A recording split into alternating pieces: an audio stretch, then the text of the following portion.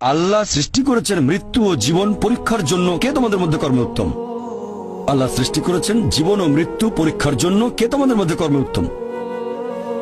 আল্লাহ পবিত্র কোরআনে বলেছেন, সূরা আলে ইমরান অধ্যায় নম্বর 3 আয়াত 185, আল্লাহ বলেছেন, কুল্লু নাফসিন যায়কাতুল মউত। প্রত্যেক জীব মৃত্যুর স্বাদ গ্রহণ করবে, আর চূড়ান্ত বিচার হবে রোজ কিয়ামতের দিনে। যাকে সেদিন দোজখ থেকে রক্ষা করা হবে আর বেহেশতে দাখিল করা হবে, সেই পৃথিবীর উদ্দেশ্য অর্জনের সফল কাম। কারণ এই পার্থিব জীবন ছলনাময় ভোগ ব্যতীত আর কিছুই নয়। তার মানে এই পৃথিবীতে আমাদের ইহকাল, এটা পরকালের জন্য একটা পরীক্ষা। যদি আল্লাহ সুবহানাহু ওয়া তাআলার আদেশগুলো মেনে চলেন, তাহলে পরকালের জীবনে বেহেশতে যেতে পারবেন, আর আদেশগুলো না মানলে বেহেশতে যেতে পারবেন না, দোজখে যাবেন। তাহলে এই জীবন আমাদের অস্তিত্বের পেছনের উদ্দেশ্য, আল্লাহ বলছেন, পরকালের জন্য পরীক্ষা। আর আল্লাহ পবিত্র কোরআনে বলেছেন সূরা আনকাবুত অধ্যায় নম্বর 29 আয়াত নম্বর 2, যে তোমরা কি মনে করো আমরা ঈমান এনেছি এটা বললেই তোমাদের ছেড়ে দেওয়া হবে? তোমাদের অবশ্যই পরীক্ষা নেব। যদি শুধু মুখে বলেন আল্লাহকে বিশ্বাস করি, আমি একজন মুসলিম, আমি একজন মুমিন, এটা বললেই আল্লাহ ছেড়ে দেবেন? এখানেই পরীক্ষা শেষ। আল্লাহ বলছেন, তোমরা জানো না আমি পরীক্ষা করব? শুধু বললেন আমি একজন মুসলিম, শুধু মুখে বললেন আমি বিশ্বাসী, মুখে বললেন আমি আল্লাহর কাছে নিজের ইচ্ছাকে সমর্পণ করি, তাহলে আপনাকে ছেড়ে দেওয়া হবে না। আল্লাহ অবশ্যই পরীক্ষা করবেন। আল্লাহ পবিত্র কোরআনে বলেছেন সূরা বাকারা অধ্যায় নম্বর 2 আয়াত নম্বর 155, আমি অবশ্যই তোমাদের পরীক্ষা করব ক্ষুধার ভয় দিয়ে, জীবন আর ধন সম্পদের ক্ষয়ক্ষতি দিয়ে, এবং ফল ও ফসলের ক্ষয়ক্ষতি দিয়ে। আর শুভ সংবাদ দাও তাদের যারা ধৈর্যশীল, আল্লাহ সবাইকে পরীক্ষা করবেন ভয় দিয়ে, ক্ষুধা দিয়ে, জীবন আর ধন সম্পদের ক্ষয়ক্ষতি দিয়ে, ফল ফসলের ক্ষয়ক্ষতি দিয়ে। আল্লাহ অবশ্যই পরীক্ষা করবেন। আর আল্লাহ এক একজনকে এক একভাবে পরীক্ষা করেন। আল্লাহ পবিত্র কোরআনে বলেছেন সূরা আনাম অধ্যায় নম্বর 6 আয়াত নম্বর 165, আল্লাহ বলেছেন যে তিনি কিছু মানুষকে অন্যদের তুলনায় বেশি মর্যাদা দান করেছেন। আল্লাহ সুবহানাহু ওয়া তাআলা কিছু মানুষকে অন্য মানুষদের তুলনায় বেশি মর্যাদা দিয়েছেন। আল্লাহ কোরআনে বলেছেন সূরা নাহল অধ্যায় নম্বর 16 আয়াত নম্বর 71, যে তিনি কিছু মানুষকে অন্য মানুষের তুলনায় শ্রেষ্ঠত্ব দান করেছেন। আল্লাহ এই কথা আবারও বলেছেন সূরা আনাম অধ্যায় নম্বর 6 আয়াত নম্বর 165, যে আল্লাহ সুবহানাহু ওয়া তাআলা কিছু মানুষকে অন্যদের তুলনায় বেশি মর্যাদায় উন্নীত করেছেন, আর তিনি যা দিয়েছেন তার ভিত্তিতেই তোমাদের বিচার করা হবে। এখানে অনেক লোকজন এভাবে প্রশ্ন করে, আল্লাহ তাআলা এখানে সুবিচার করবেন কিভাবে? কেউ হয়তো জন্মায় গরিব পরিবারে, আবার কেউ জন্মায় ধনী পরিবারে, কেউ জন্মায় ভালো স্বাস্থ্য নিয়ে, কেউ জন্মায় অসুস্থ হয়ে। এটাই তো অবিচার। আল্লাহ তাআলা সুবিচার করেন না। তিনি এইসব আলাদা মানুষের জন্য আলাদা বিচার করবেন কিভাবে? আমরা জানি যে পার্থিব জীবনে আছে জন্ম আর মৃত্যু, বিভিন্ন অসুখ হতে পারে, কেউ গরিব কেউ ধনী, এই সবই আসলে পরীক্ষা। আর আল্লাহ পবিত্র কোরআনে বলেছেন সূরা আনফাল অধ্যায় নম্বর 8 আয়াত নম্বর 28, আল্লাহ বলেছেন যে অবশ্যই তোমাদের ধন সম্পদ আর সন্তান সন্ততি এগুলো তোমাদের জন্য পরীক্ষা। এরপর সূরা মুনাফিকুন অধ্যায় নম্বর 63 আয়াত নম্বর 9, যে তোমাদের সম্পদ আর সন্তান সন্ততি যেন তোমাদেরকে আল্লাহ তাআলার স্মরণে উদাসীন না করে। আল্লাহ তাআলা এক একজন মানুষকে এক একভাবে পরীক্ষা করেন। আপনি যদি কাউকে জিজ্ঞেস করেন যে ভালো কাজগুলো কি কি আর ভালো কাজগুলো কি, এ ব্যাপারে আস্তিক নাস্তিক সব ধরনের মানুষই তখন বলবে ভালো কাজ হচ্ছে দান করা, নিজে সন্তুষ্ট থাকা।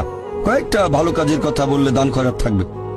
এখন একজন মানুষ পরোপকারী কি না সেটা আল্লাহ কিভাবে পরীক্ষা করবেন? কিন্তু সবার সম্পদ যদি সমান থাকে, পরীক্ষার ব্যাপারটা তাহলে আসবে কিভাবে? পরীক্ষা তখনই নেওয়া যাবে যখন কেউ হবে ধনী আর কেউ হবে গরিব। তাই আল্লাহ তাআলা এক একজনকে এক একভাবে পরীক্ষা করেন। হয়তো কেউ জন্ম নিয়েছে ধনী পরিবারে, তাই সম্পদ অনেক বেশি, আবার কেউ জন্মায় গরিব হয়ে। তবে যে লোকটা ধনী, ইসলামিক শরিয়া অনুযায়ী ইসলাম ধর্মের একটা স্তম্ভ হচ্ছে যাকাত, যে প্রত্যেক ধনী লোক যাদের সঞ্চয় নিসাব লেভেলের উপরে 85 গ্রাম স্বর্ণ, সে প্রতি হিজরি বছরে সেই সঞ্চয়ের 2.5% যাকাত হিসেবে দান করে দেবে। সে লোক হতে পারে লাখপতি, হতে পারে কোটিপতি। যদি সে ঠিকমতো যাকাত দেয় তাহলে সে পাবে 5 নম্বর। হয়তো সে পুরো যাকাত দিল না, সামান্য কিছু অংশ দান করলো, যা দেওয়ার কথা তার 20% দিল, যেটা দেওয়া উচিত তার সামান্য অংশ দিল, তাহলে সে ফেল করবে। আবার কেউ হয়তো যাকাতই দেবে না, একেবারেই শূন্য। আর গরিব লোককে কোনো যাকাত দিতে হবে না, সেভাবে ফুল নাম্বার। কিন্তু আমরা মানুষরা এভাবে বলি, আহা বেচারা লোকটা খুব গরিব, এই লোকটার জীবনে শুধু সমস্যা আর সমস্যা। আর ধনীদের দেখে আমরা মুগ্ধ হই। আমাদের প্রিয় নবী বলেছেন যে একজন ধনী লোকের বেহেশতে প্রবেশ করা গরিবের চেয়ে অনেক বেশি কঠিন। আর পবিত্র কোরআন বলছে সূরা আনফাল অধ্যায় নম্বর 8 আয়াত নম্বর 28, ধন সম্পদ তোমাদের জন্য পরীক্ষা, এটা পরীক্ষা। আমরা বোকা তাই এভাবে চিন্তা করি যে এই লোকটার অনেক টাকা, আল্লাহ অনেক রহমত দিয়েছেন, এটা একটা পরীক্ষা। যদি এই রহমত ঠিক মতো ব্যবহার না করেন এটা অবশ্যই রহমত, তবে এই পরীক্ষায় ফেল করার সম্ভাবনা অনেক বেশি। যেমন ধরেন বোর্ডের একটা পরীক্ষার প্রশ্ন গত বছরের কথা, 2 বছর আগের কথা, 2002 সালের কথা। সেবারের প্রশ্ন খুব কঠিন ছিল, বেশিরভাগ ছাত্রছাত্রী উত্তর দিতে পারেননি।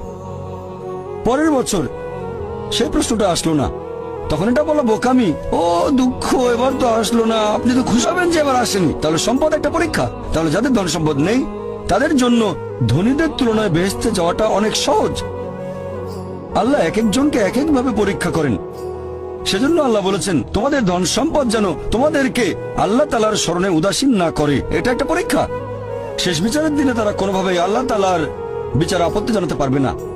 উল্টো তারা বলবে, সেদিন সব অপরাধীরা তাদের মাথা নিচু করে রাখবে আর বলবে আমাদের ক্ষমা করুন।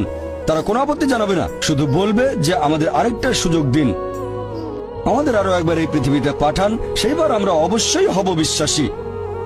তবে আল্লাহ তো জানেন, তিনি যদি আরেকবার এদেরকে এই পৃথিবীতে কখনো পাঠান তাহলে তার আগের স্মৃতিগুলো কিছুই থাকবে না, দোজখের স্মৃতি তাদের মনে থাকবে না।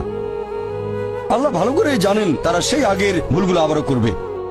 এ কথা কোরআনে বলা হয়েছে সূরা আনাম অধ্যায় নম্বর 6 আয়াত নম্বর 28, যদি এই লোকগুলোকে আবার পৃথিবীতে পাঠানো হয় তারা আবারও সে একই ভুল করবে, কারণ তারা মিথ্যাবাদী। তাহলে আল্লাহ এটা আগে থেকেই জানেন যে এই লোকগুলোকে যদি আবার পৃথিবীতে পাঠান, যদি স্মৃতি মুছে ফেলা হয় দোজখে তারা যা কিছু দেখেছিল, তাহলে আবার একই ভুল করবে। এবার কদরের প্রসঙ্গে আসি। কদর হলো ঈমানের 6 নম্বর স্তম্ভ, যে আল্লাহ সুবহানাহু ওয়া তাআলা, আমরা মুসলিমরা মানি যে আল্লাহ লিখেছেন কদর অর্থাৎ নিয়তি। অনেকে এখানে আপত্তি জানায়, অনেক লোক এভাবে প্রশ্ন করে, মুসলিম অমুসলিম অনেকেই বলে আল্লাহ তো সবকিছু নিয়তি লিখে রেখেছেন, যে অমুক লোক ভালো হবে না খারাপ হবে, সে কাউকে খুন করবে কি করবে না, বা কাউকে ধর্ষণ করবে কিনা, অথবা চুরি করবে কিনা, অথবা ভালো কাজ করবে কিনা, সে বেহেশতে যাবে নাকি দোজখে, সবকিছু আগে লেখা থাকলে আমরা কি করব? এখানে কার দোষ? যদি কাউকে খুন করি, আল্লাহ আমার কদরে লিখেছেন, আমি খুন করবো আর করে ফেললাম, এই দোষটা কার? দোষ তো আল্লাহ, তাহলে আমাকে দোজখে পাঠানো হবে কেন? আর এটা খুবই লজিক্যাল প্রশ্ন। এই প্রশ্নের উত্তরে বলবো, আমাদেরকে এই কদর বা নিয়তির ধারণা আগে বুঝতে হবে যে আল্লাহ সুবহানাহু ওয়া তাআলা আগে থেকে লিখে রেখেছেন একটা মানুষ কখন জন্মাবে, তারপরে সে কোন দেশে জন্মাবে, কখন মারা যাবে,